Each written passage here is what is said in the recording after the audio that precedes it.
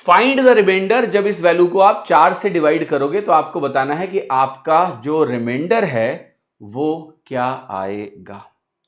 तो मैं ये बता रहा हूं सबसे पहले तो ये दोनों नहीं आएगा, इम्पॉसिबल है, ये दोनों नहीं आने वाला।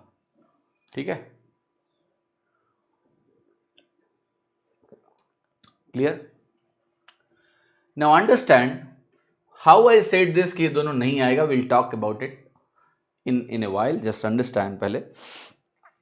ठीक है, दूसरा क्या है, ये भी उत्तर नहीं आ सकता है, उत्तर सिर्फ से होगा, सी होगा, ऐसा जुगाड़ू जतिन कह रहा है मुझसे। कैसे कह रहा है इस पे हम अभी थोड़ी देर में आएंगे।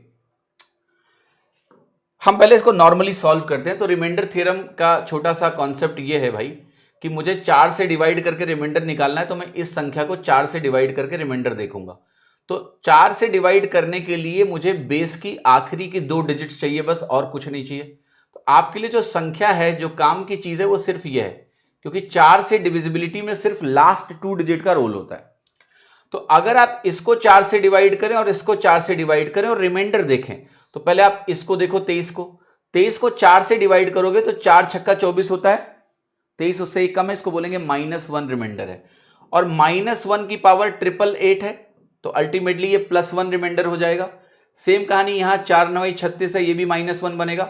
और -1 की पावर अगर आपने 222 किया तो अल्टीमेट जो रिमाइंडर बन रहा है वो 2 बन रहा है, और उत्तर आपका 2 आ जाएगा। ये नॉर्मल अप्रोच है। मैंने ये कैसे बोल दिया था, या जे ने ये कैसे बोल दिया था कि भाई उत्तर तो सिर्फ बी होगा, मतलब 2 ही होगा। कैसे बोला देखो, समझाता हूं मैं, और इसको बहुत ध्यान से सुनना है और समझना है। जैसे आप देखो, क्या पहला जो नंबर है वो ऑड नंबर है या नहीं है? आप कहोगे यस। क्या दूसरा नंबर भी ऑड नंबर है? पक्का ऑड नंबर है। क्यों?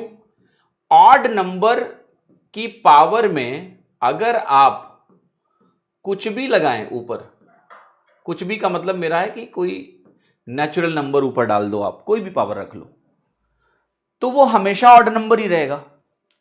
अब मैं इस ऑड नंबर को एक 4 यानी इवन नंबर से डिवाइड कर रहा हूं, तो जितनी बार भी आप जाओगे एक इवन नंबर ही मिलेगा।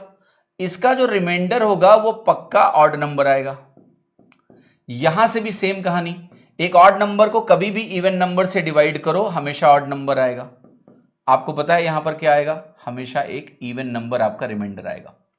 इस लॉजिक से आपका 3 और 1 गलत हुआ। एक ये लंबा तरीका है सोचने का। एक्चुअली मैं ये चाहता था कि मैं आपको ये पॉइंट हाईलाइट करूं, बट अदरवाइज तो मैं सीधे कहूंगा कि odd number plus odd number मिला के क्या मिलेगा आपको? क्या आपको इवन नंबर मिलेगा? यस, ये पक्का ऑड नंबर है, ये भी ऑड नंबर है, सम इवन नंबर मिलेगा।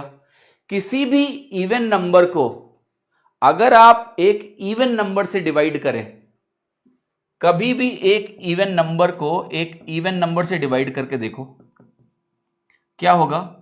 जो रिमाइंडर है वो हमेशा एक इवन नंबर आएगा। बहुत सिंपल लॉजिक है, सोच के देखो। 2 का पहाड़ा पढ़ो, कभी ऑड नंबर नहीं आ सकता, और अगर तुम इवन नंबर को डिवाइड कर रहे हो तो इवन नंबर ही रिमाइंडर बचेगा, राइट? सो देयरफॉर इस प्रश्न का उत्तर, जे को ये सबसे पहले पता चल गया कि इसका उत्तर इवन नंबर है, और अगर उत्तर इवन नंबर है तो 3 और 1 नहीं हो सकता। अब बचा 0 और 2। 0 कैसे कटेगा ये भी समझा देता हूं। जब आप किसी भी संख्या को 4 से डिवाइड करोगे, समझो इस बात को, मैंने मान लिया इस संख्या को 4 से डिवाइड किया और ये ऑड नंबर है, तो ऑड नंबर के केस में एक हिस्से का रिमाइंडर या तो 1 आएगा या 3 आएगा। आएगा कि नहीं आएगा? Think about it. और दोनों जो ये नंबर हैं ये बेसिकली सिमिलर टाइप के हैं, तो ये सोचना यहां पर मुश्किल नहीं है कि ये 4 के मल्टीपल से एक कम है और पावर में इवन है, तो डिवाइड तो नहीं हो रहा है, it is not getting divided, right? So what will happen in this case, that 0 भी पॉसिबल नहीं है, बट 0 मतलब डिविजिबिलिटी देखने के लिए you have to do this calculation mentally. ये वाली कैलकुलेशन कहीं ना कहीं आप मेंटली कर रहे हो, ठीक है, क्योंकि पावर में इवन है तो नेगेटिव रिमाइंडर्स नहीं है, और उनका जो टोटल वैल्यू आप सॉल्व कर रहे हो यहां पर, तो 0 को आप डायरेक्टली एलिमिनेट नहीं कर सकते हो, बट एटलीस्ट 3 और 1 को कर सकते हो। अगर एग्जाम में एक आंसर कोई और ऑड नंबर होता तो वो भी आप आसानी से एलिमिनेट कर पाते, तो एटलीस्ट 2 ऑप्शन आप एलिमिनेट कर पा रहे हो।